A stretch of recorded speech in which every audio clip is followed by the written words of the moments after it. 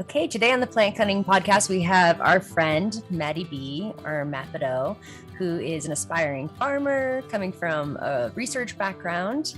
And we're here to talk about some of his recent farming experiments. So how are you today, MattyB? Doing really well. It's a little bit gray, but it's been sunny and just very colorful and beautiful. It's my first fall in the East, so yeah. Yeah, you're from New Mexico, right? Yeah, I'm from New Mexico. Spent a lot of time in the West, traveled all over the West, but now I'm like on the East side of things, traveling. And you're in Asheville, North Carolina right now, right? Yeah, I'm in Asheville. I'm checking things out. It's been really cool so far. Very cool. Well, we met you up here in New York. You were interning at a farm just about 5 minutes away, and we interviewed Ben and Greta, one of our first episodes. So you're interning there, Unadilla Farms, right? Yeah, Unadilla Community Farm just down the road, and I actually delivered vegetables to you this summer, which was it was cool to meet you in person as well. Yeah, definitely. Yeah, it's such an awesome farm that they actually will deliver the produce from their CSA or community supported agriculture to people within 15 minutes of the farm. So you don't even have to like leave your house to get fresh veggies. It's just awesome. Yeah. Great place. So we do have a traditional first question on the Plant Cutting Podcast, as you may well know, and it's how did you come to the plant path? Yes, I'm aware of this question. I've been, anticipating this interview and listening to all different interviews. But so I guess I had like a really conventional upbringing. But my dad would take me and my brother hiking a lot when we were kids. And right before I was like sucked into a totally conventional path, my dad took me on this very special hike one morning when I was 14. This was the first time I climbed a mountain, and I just like felt very relaxed. And it was like this incredible experience of climbing a mountain at dawn. And that like started a passion for hiking for me. And I just kind of just did hiking more and more. And I was also like learning about climate change. And I went to college, studied chemical engineering with the intention of like doing research on alternative energy or something. But then needed a break from the engineering world after college. And I just decided to experiment with woofing. I had heard about it, but I was like, okay, what's this whole thing about? And it seemed like a cool thing to do during the pandemic, as well as, what I had heard about sustainable farming through my involvement with sustainability and climate activism, that sort of thing. And then I was woofing in Montana that summer, and I was taking care of some cucumbers, and the mountain was there as well, like this beautiful valley in Montana, in southwestern Montana. And the cucumbers and the parsley and the cilantro and all the plants that I was working with in the high tunnel were like telling me that this is what I need to do. I need to be a farmer. And it was like this really profound moment of clarity. And I realized that like when you take care of plants, the plants are also taking care of you. There's something like about that. And since then I've just been like doing permaculture and going to different farms and trying to increase my experience. Yeah. Oh, that's so cool to have that experience of, the plants speaking to you and connecting at that deep level where you're like, all right, I'm going to redirect my whole life to.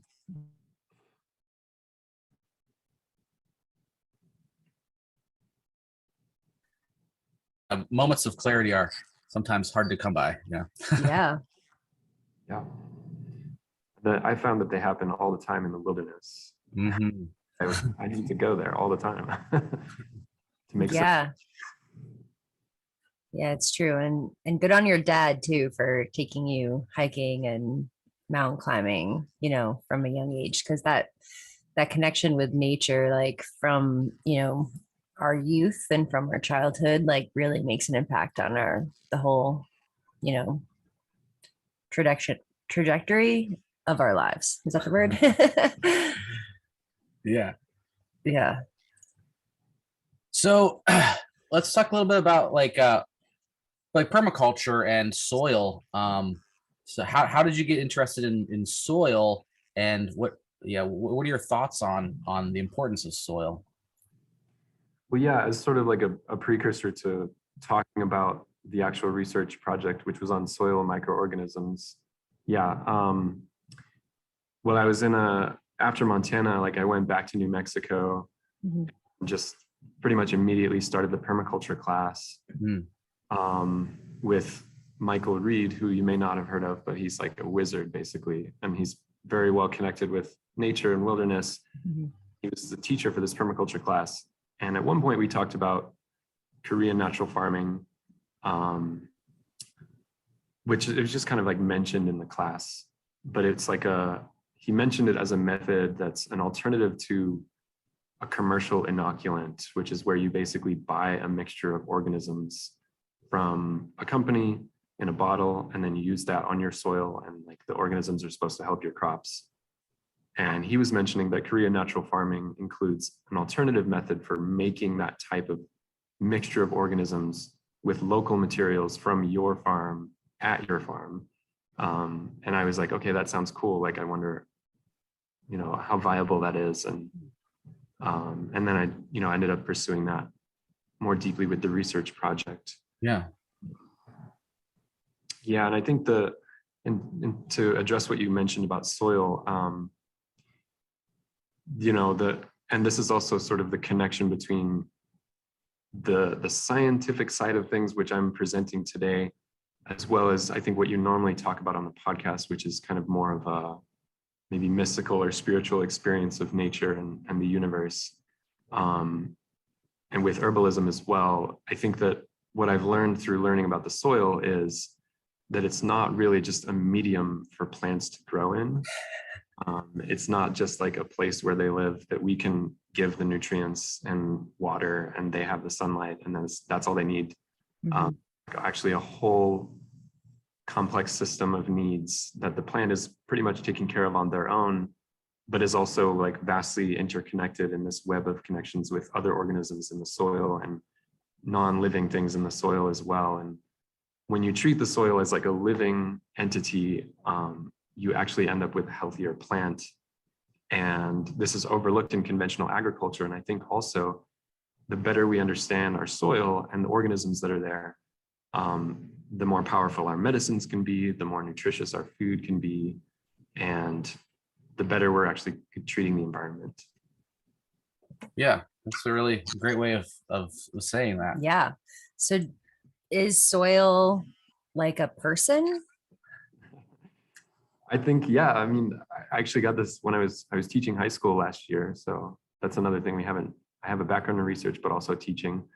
And I was teaching high school and we did this like, short project at the end of the year where we talked about the environment. And I was taking kids hiking, and we did an activity with the Bosque Center, which is, the Bosque is like the stretch of wilderness in the middle of Albuquerque, New Mexico. That's still wilderness. It's like this tiny little stretch on either side of the Rio Grande. And the Bosque Center that we were working with took our kids in there, and they were talking about the soil. And one of the kids asked the question, so is the soil alive? Uh-huh. And they had some answer. I don't know. I think they said something like, yeah, some people think it is. Oh. And then when we went back and we had a discussion about it, I was like, totally. It totally is. Because when you look at it that way, when you treat it as a person, it's more of an exchange. It's more of a relationship than an extractive sort of mentality that our culture has tried to teach us. Yeah. Yeah. Yeah, it's something to extract resources out of. It doesn't have any agency. Well, it doesn't have any personhood. I mean, not only is it teeming with life, all of these millions of microorganisms and insects and worms and everything, but there does seem to be a larger organism too. Like you look at the forest soils, like they're all connected with mycelium, and that's, to me, that's an entity. Mm. Yeah.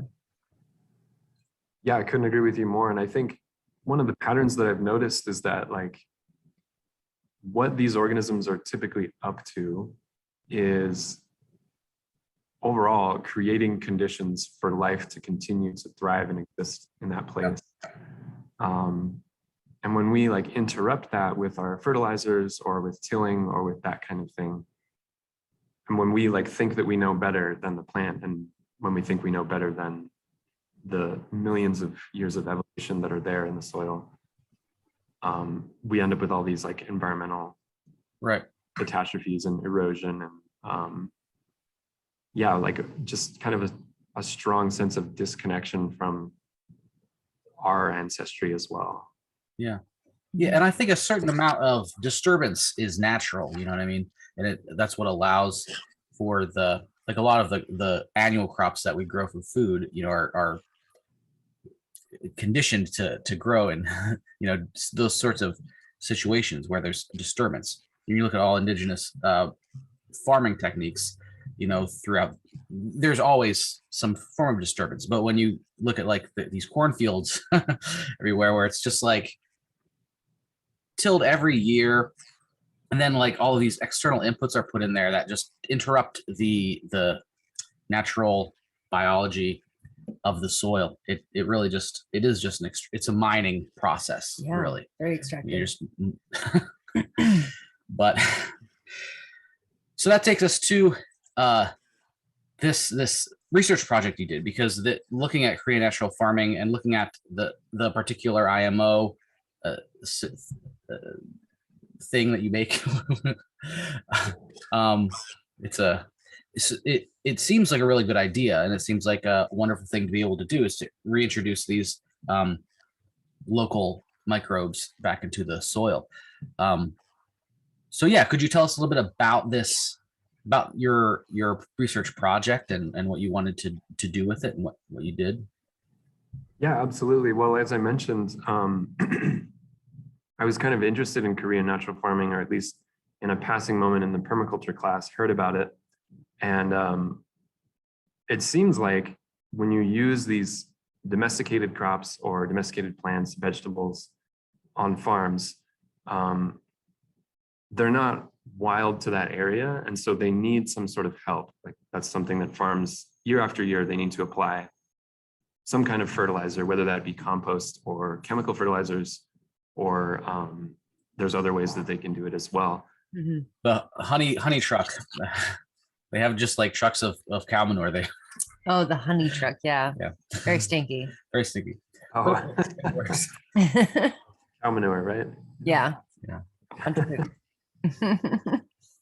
Well, so this research project is yet another amendment method, which is called IMO, as you mentioned, Indigenous Microorganisms, IMO for short. And it's actually one recipe as part of Korean natural farming.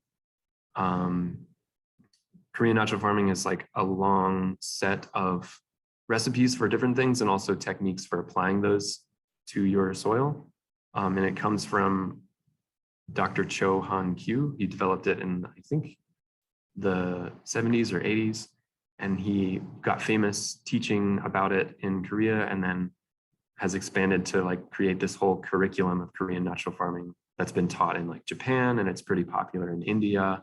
It's also like relatively common in Hawaii, very uncommon in the Northeast United States. Yeah. But that's part of the thing that I was interested in with this project is, can we use Korean natural farming in the Northeast, given the climate differences and the resource availability? Because with the recipe, you need certain special things like rice bran. And so I was interested in that. And then talking with Ben and Greta at Unadilla Community Farm, they had been doing a research project through the Sustainable Agriculture Research and Education Program, which is SARE, S-A-R-E for short. And that's an organization that gives grants to people who are doing farming type of research on agriculture, but also like educational programs too. Like you can get a grant for educational outreach that you want to do for sustainable agriculture.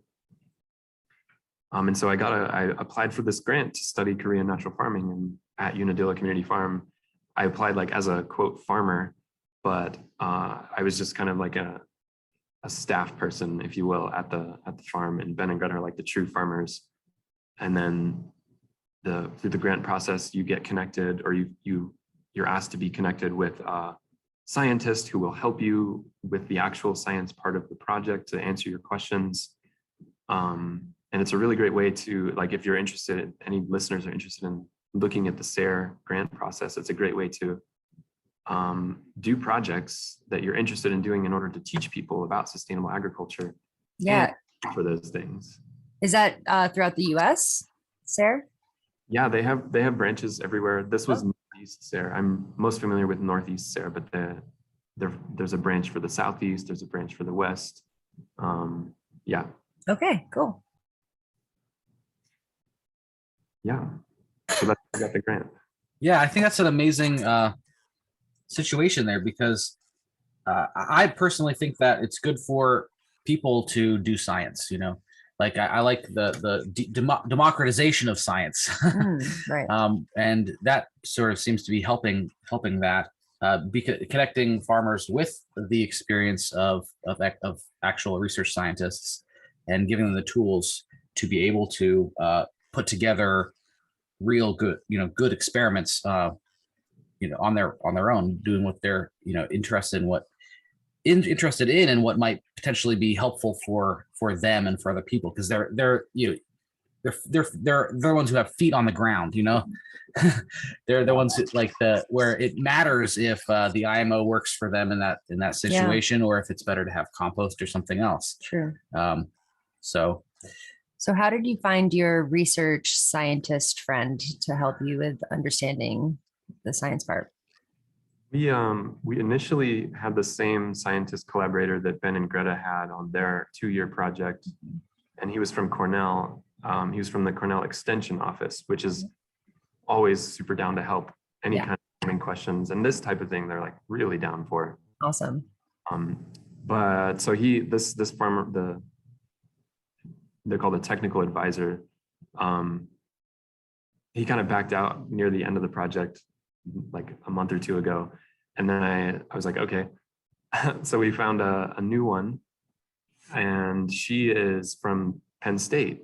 And she's been tremendously helpful as well. She's been helping me write the report and analyze the data. She's a microbiology expert. She's getting her PhD very soon, actually. So her name is Laura Pinsky. Laura Pinsky? Laura Kaminsky. Kaminsky. Cool. Nice. Awesome. Yeah, that sounds like a great match. Someone who's like already in that world studying microbiology. Yeah. So do you want to tell us about your experiment, like kind of how you, like what you did physically, and how you put it together, like how you came up with the experiment too? Yeah. Yeah, well, so background in research, I've done research now in like 4 different sort of research projects, and I actually have a paper published on cement science, cement chemistry. So I have like I felt really confident going into this independently to design my own experiments. That's something that you could get help from a scientist to do if you don't have that type of experience. But for me, it was like the first step was always just read what's out there, read what studies have been done on the things that I was interested in, which was Korean natural farming. And it seemed to me that a lot of people were focusing on the trials of plants, where you treat one set of plants with Korean natural farming and you treat another set of plants conventionally or just with compost or something like that. And then you observe what happens with the plants and you try to quantify like the nutrition of the plant or the size or things like that. But there was not a lot of discussion about like the biology of what was going on with IMO. There was some, and there's some studies from Hawaii, but almost nothing in the Northeast about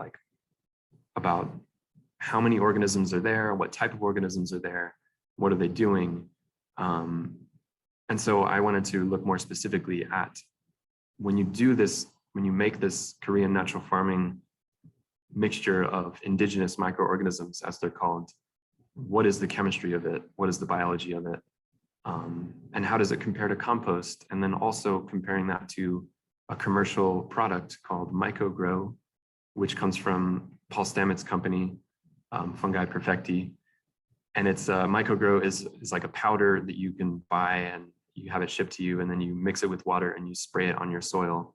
So it's like very much similar to how you would use a chemical fertilizer.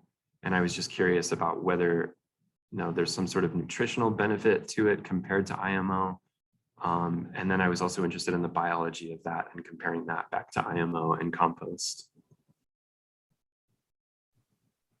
Great. Cool. Yeah. That sounds like a fun experiment. So Yeah. just to give a little background, so there have been other studies done on IMO as far as like how plants grow, like how well it helps plants grow, right? Yeah, there have been. Yeah. But so this one is mostly about like what IMO actually has inside of it. Right. Yeah. And this project too, like the part of the motivation for that is because this was only going to be a 1-year project. Trying to answer questions like, how does IMO affect plant growth? It's really hard to do within 1 year. And the studies I was looking at, including previous studies from SARE, actually, from farmers that have worked through SARE, they had a hard time making any definitive conclusions about what happens to the plant within 1 year. Like it's really hard to know. And because it's such a complex system and because there's so many variables at play with how you make the IMO, I was more interested in looking at that process and trying to simplify it. Right. So yeah. So what did those studies conclude as far as like how, like, so they're basically inconclusive about the effects of IMO? There's a lot of, I mean, there's plenty of data out there that shows that IMO is beneficial to plant growth, like nutrition, and more so than like the studies that are out there. There's a lot of anecdotal claims. Right. This is a famous method from Korea that works really well. It's kind of like you would read on the cover of a magazine, like try this one tip to improve the size of the crops. It's amazing, like or all these stories about it claim that it's an amazing thing. And I was just kind of interested in approaching that with science, wondering. So how does one go about making IMO? Good question. So there's, it's complicated. So Take IMO is one of the recipes that are a part of Korean natural farming. And there's other things like fermented plant juice and fermented fish juice and different amendments that you can add to your crops. But IMO is like the most famous one. And what you do is you take white rice and a wooden box, small wooden box, and you put that in the wilderness. So somewhere wild near your farm, and you let it get moldy. And so that takes about 3 to 5 days. You don't want it to be black mold though. So you want it to be completely covered in white mold, but no black mold. When you take that moldy rice, then when it's done, and put it with some brown sugar in a jar for a couple of days, that's called IMO 2, like the second stage. And then after the brown sugar, after that sits for a couple of days, you take some bran. So rice bran is the traditional use for Korean natural farming because rice bran is commonly available. It's a byproduct of rice production, commonly available in Korea. So you can take the bran, and it's basically like another carbohydrate source for the organisms. And when you combine, or when you're kind of inoculating the bran with a small amount of that brown sugar and rice, IMO 2, and then it becomes IMO 3 over the course of a week, where the bran is now getting really moldy. And you want to cover that as well so that it's trapping the moisture and heating up and things like that. And then that's IMO 3. And the final step is to combine it with an equal part of soil.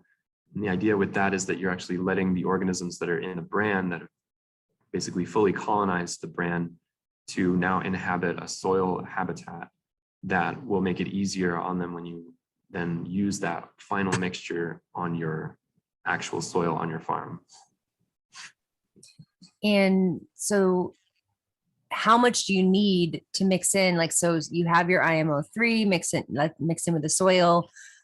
If you have like 3 acres of, are you making like huge batches of this, or do you just need like a little sprinkle? There's different ways of doing it. There are people who apply it as a spray, which is Okay. you can dilute it a lot with water and then spray that. And I think that would work well for larger areas. Yeah. What I ended up uncovering is this particular mixture that I made, the IMO4, which is the soil and the bran, like the final product that you end up with, IMO4. It was like really heavy and kind of very nutrient dense, and also had some strange anaerobic qualities. And so like using that as a top dressing, as you would with a compost, where you would kind of like add an inch Yeah. of your soil every year or something with compost. Mhm. I don't know that like you could economically do the same type of thing with IMO, because it's more expensive and heavier and less nutrient dense. So you might like apply less of it, I think, just for economic reasons. Yeah. And so in your experiment, you used also wheat bran, right? Because that's a local byproduct. Right. Yeah. Wheat bran, I got it from a mill in New York, actually. So that was pretty local. Regional. Yeah. Mhm. What's that? Regional. Yeah, regional. It was a 3-hour drive. So, but it was closer than Korea. So, There's no rice. There's no rice growing anywhere around here. Maybe some Well, wild rice, but that's not even the same genus. So actually, well, and that's the thing is sometimes like when you buy these commercial products, there's like made in Japan, for example, and then shipped, you know, but yeah, and the wheat bran was closer than rice bran sources, because you could get rice bran maybe from farms in the Southeast. But I was kind of interested in specifically Northeast.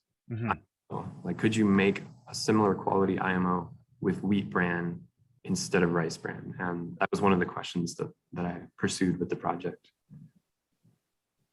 okay. And so what did you find with the wheat bran versus rice bran? Well, actually, for wheat bran and rice bran, they produce a similar quality thing.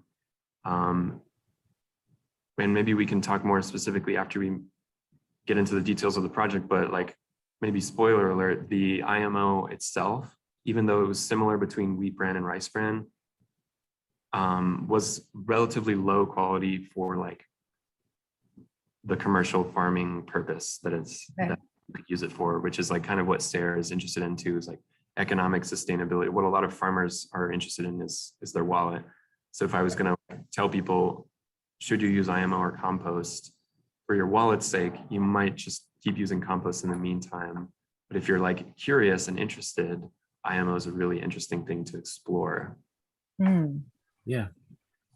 So there's not that much of a difference between wheat bran IMO and rice bran IMO, but they're well, we'll get into let's get into the details. Yeah, why don't we do that? Okay. So tell us about the whole details of your experiment. Sure. So let's see, let me think. There are basically 3 questions that I wanted to ask with this project.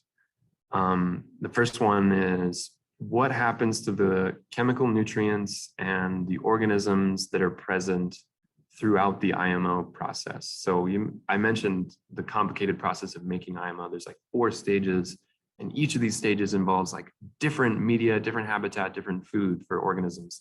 So I was kind of curious to see how it develops.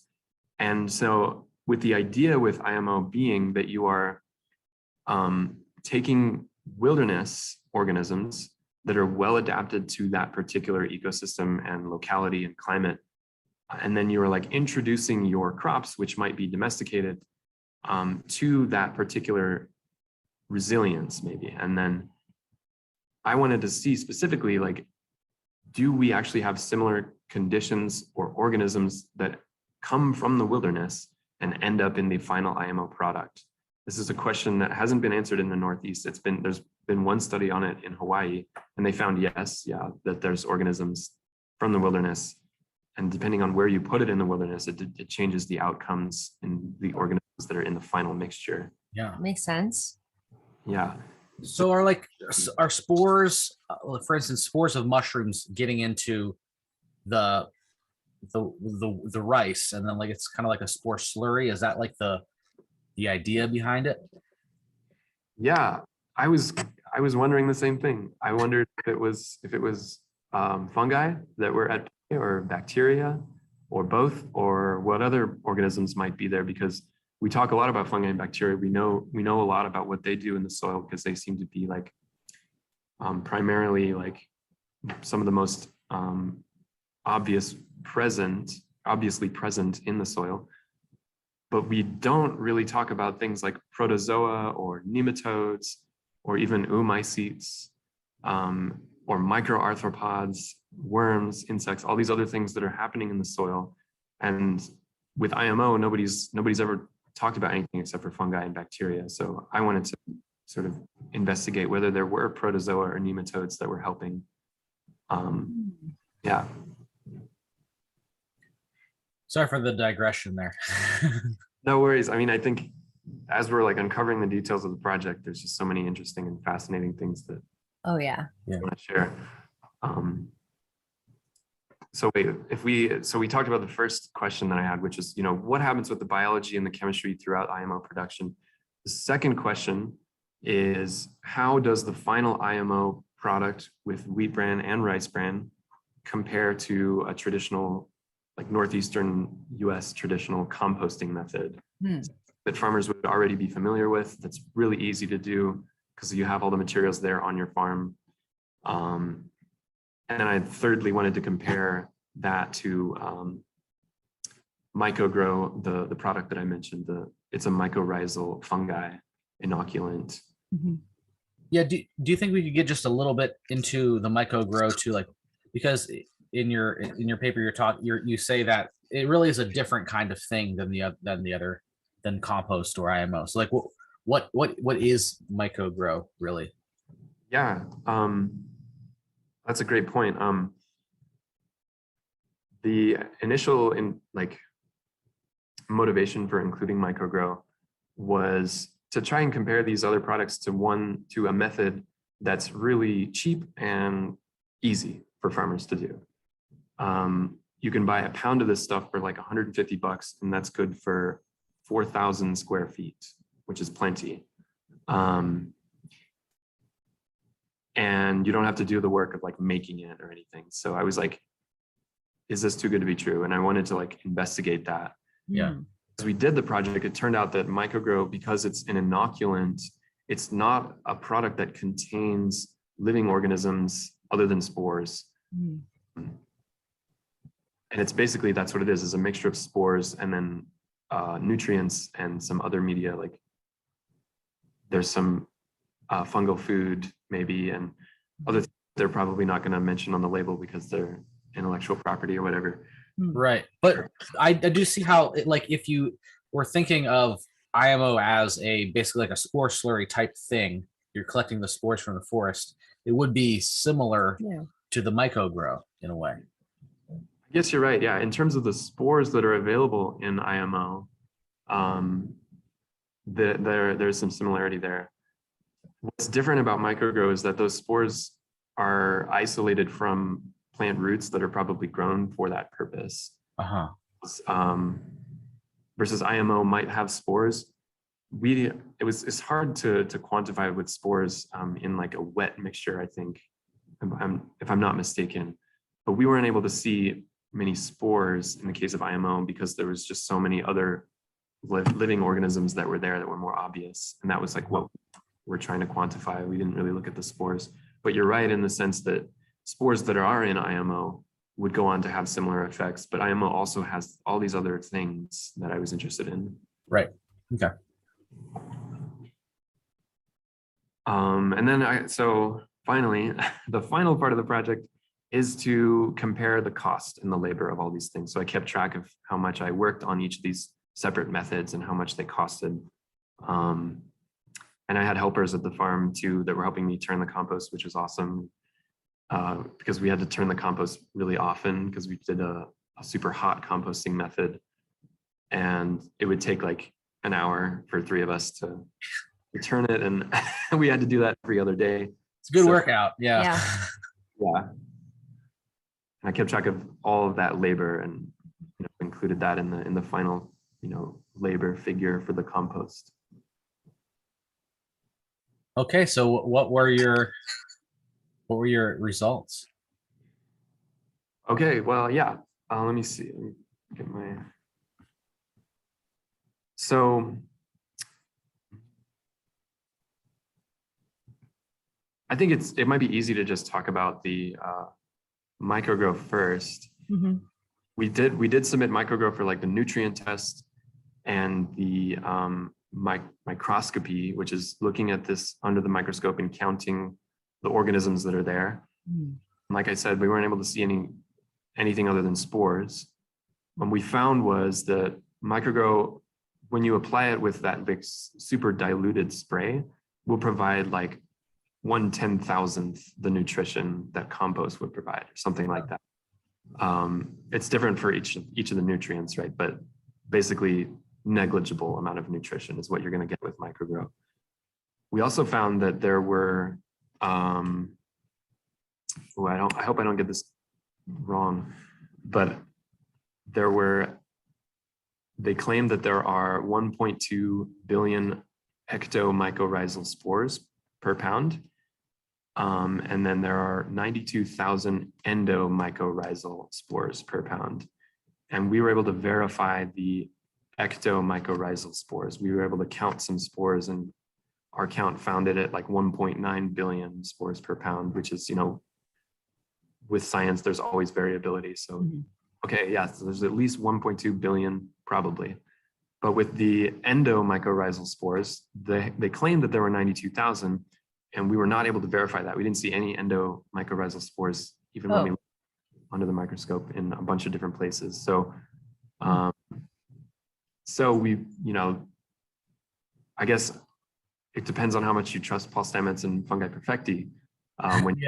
Well, just very quickly for our listeners who might not know the difference between endo and ecto, what's the difference? I hope I'm not going to mess this up either, but I'm pretty sure that ectomycorrhizal means that they form an association on the outside of the root, versus an endomycorrhizal fungi actually penetrates into the root and lives inside of the root. And once again, with fungi, like the way that they live is like these strands of hyphae, as they're called. And they're also called mycelia. And so they will basically this filamentous organism. And for mycorrhizal fungi, they need a root mass to live. They get nutrition from the root mass in exchange for all the other benefits. They provide some nutrients and some water. And it's like this exchange relationship between the fungus and the plant that's actually really vital for plant health. And so that's the idea, is like, well, can you just like put that in a bottle and sell it to people and like observe some benefit to your growth? And maybe it's like the way forward, because we're using biology instead of chemicals to benefit our plants. But maybe some of my skepticism about commercial products is coming through. And also, the results that we got say that their claims may not be completely true too. So always be cautious about those.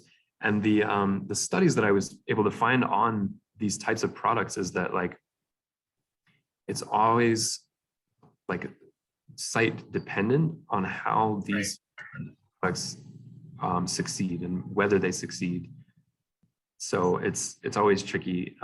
And then like finding the right amount to use as well. I mentioned that they recommend using a pound for 4,000 square feet, but that might not work at your particular farm for some reason.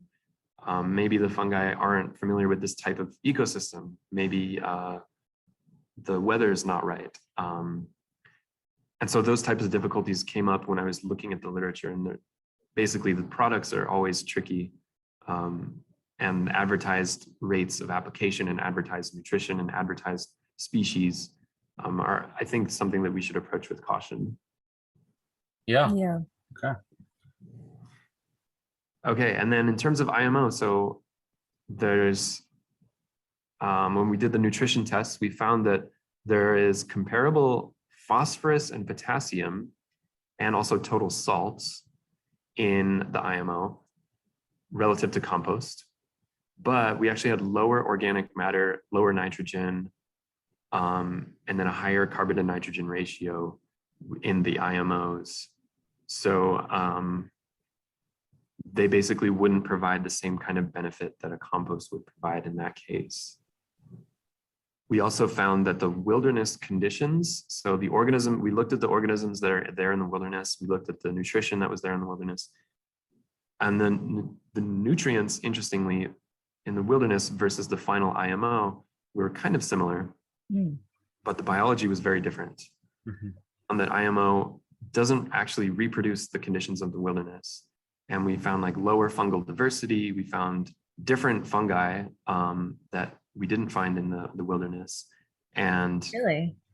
yeah, and we also found that the IMO was like highly bacterially dominated, and there was almost no fungus actually in the IMO product. Wow. Yeah. So what's exactly in this IMO? We've got not very much fungi, a lot of bacteria. And what about like protozoa, like all the other organisms that you were talking about too? Yeah, well, the study quantified bacteria, fungi, protozoa, nematodes, and different types of nematodes as well as also different types of protozoa, but basically protozoa, nematodes, and then oomycetes. And oomycetes are interesting. Well, maybe we'll talk about that in a second, but we found some really fascinating things with oomycetes. Oh. My question about whether protozoa and nematodes are providing some kind of help in IMO, there were no protozoa and nematodes that we could see in IMO.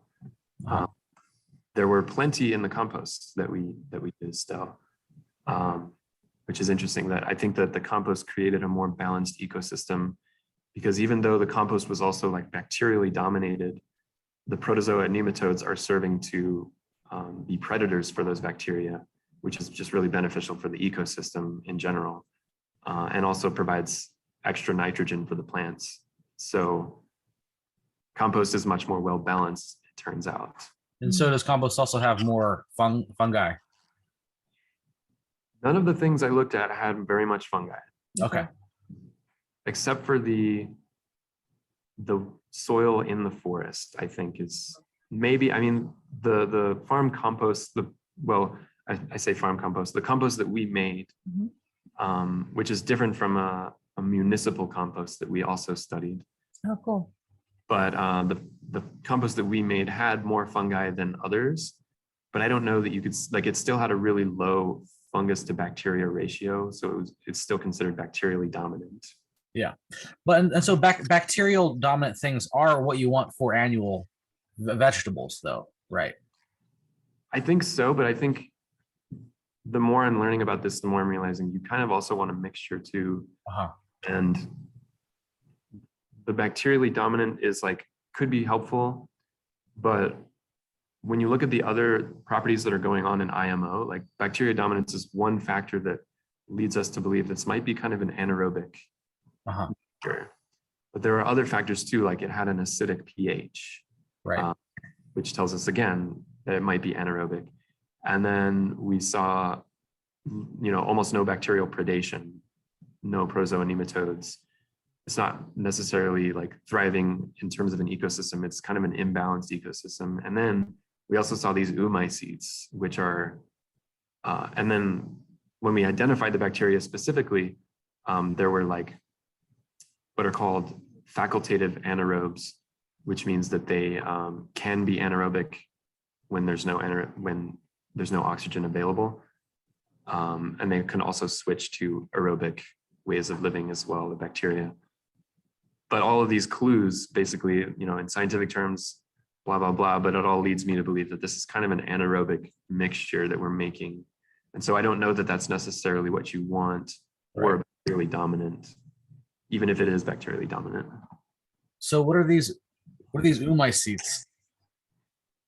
Do they have any relation to umami? No, it's spelled differently. It's spelled OOMAMI. Mycete, umicete. They don't taste good. No, I don't know how they taste, but they are they used to be considered fungi. They're also known as water mold, and it's a bunch of different organisms that are actually like not related to fungi, very closely at least. And when that comes up for farmers and on soil tests and things like that, it's kind of cause for alarm in a lot of cases, because umicetes, a lot of plant pathogens are umicetes, but not all umicetes are plant pathogens. Uh-huh. Yeah, so things like downy mildew and blight, like blights and things like that are umicetes. Oh, And so dampening off. Yeah, that too. Yeah. Right. That's like kind of a big problem for a lot of home gardeners and farmers. Starting seeds is the dampening off and the blights. Yeah, those are like those are the not fun stuff. but what did you find about the umicites that you found interesting? What we found is that, so there's a couple different things. The IMOs had lots of umicetes, Okay. especially the one that I added a little too much water to. Uh-huh. And that, leads me to believe that when you use too much water, of course, you're actually creating conditions for organisms like umicetes to thrive, and that they prefer.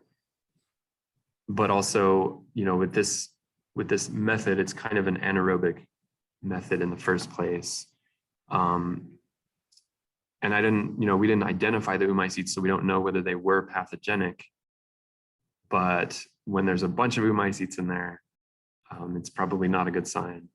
The other interesting result was there were umicetes in the compost that we made, but there were not umicetes in the municipal compost, which is something that we didn't add water to. And so kind of helped me to think maybe we added too much water to the IMO. Like the recipe in IMO says that you need between, I think, 60 and 70% moisture or something. And our moisture meter only measured up to 50%. And so we just made sure that it was greater than 50%, testing the moisture. And when it was below that, I would add a bucket of water. And that may have been just too wet, actually.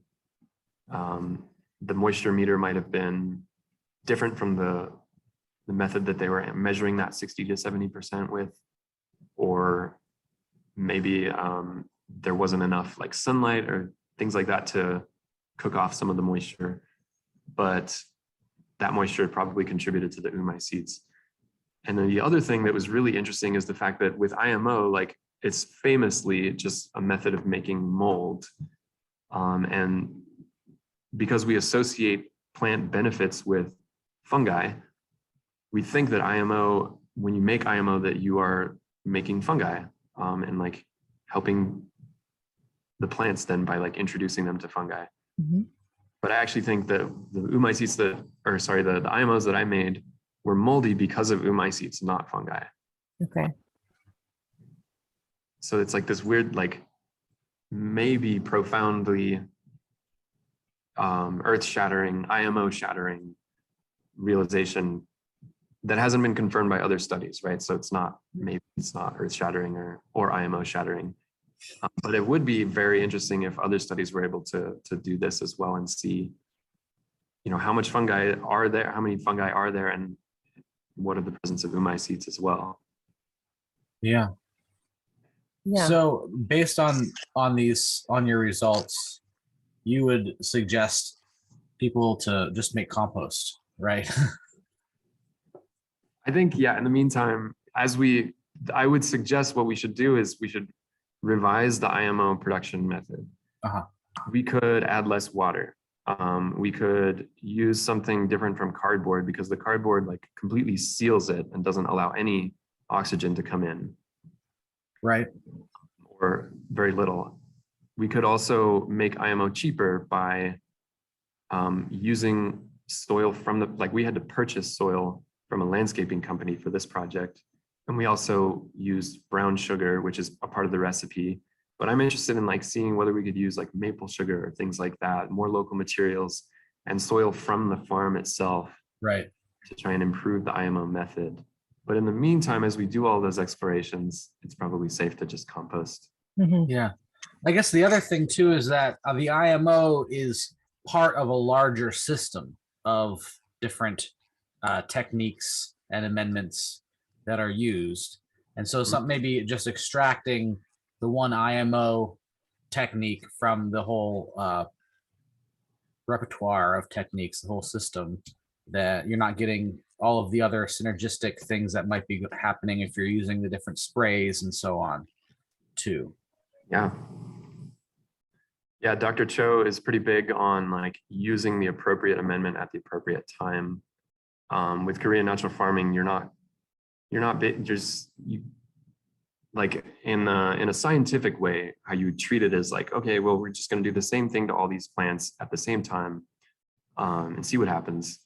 But with like practical terms, and when you actually want to, I don't know, grow something and have a connection with your plants, you kind of have to take a step back from science and recognize the needs of the plant at the particular time.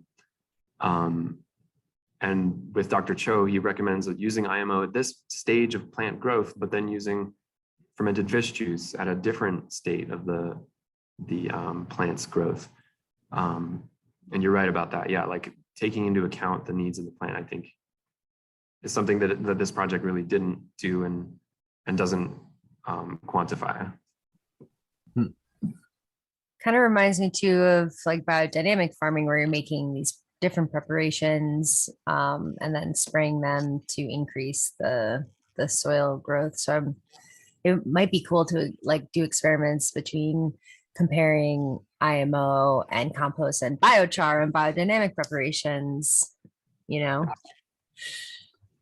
Yeah, absolutely. I think there's all kinds of different soil amendment methods that are available to the farmer, and there's not enough research on them. But there's also like so much room for just fun experimentation.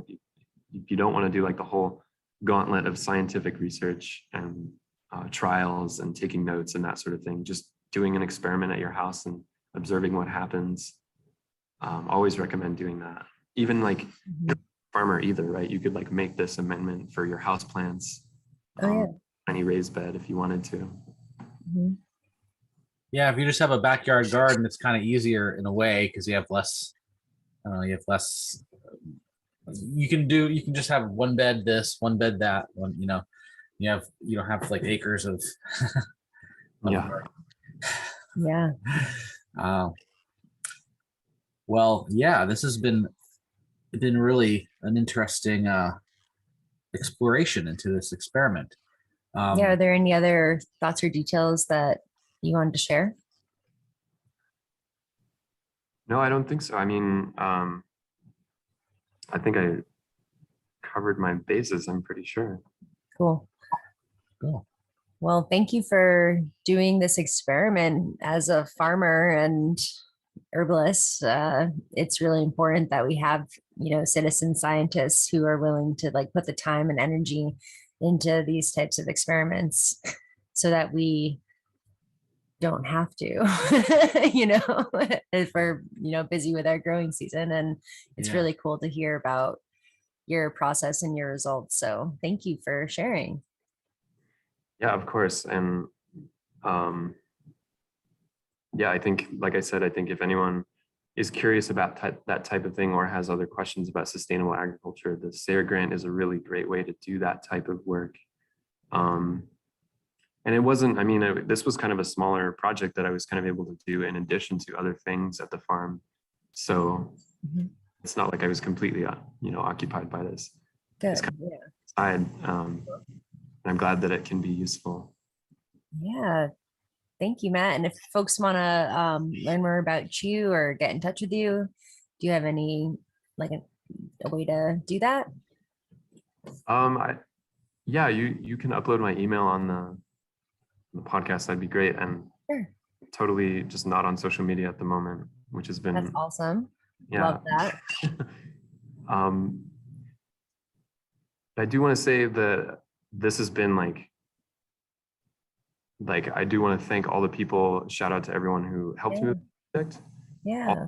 To Sarah, they are just wonderful in terms of supporting me and giving me the funds and the opportunity to make this a possible project. Mm-hmm. To all the people who helped me through what was a really challenging year for a lot of reasons. Shout out to everyone. Yeah. Okay, well, Awesome. yeah, thank you, MattyB. Yeah, nice to chat with you today. Yeah, you too.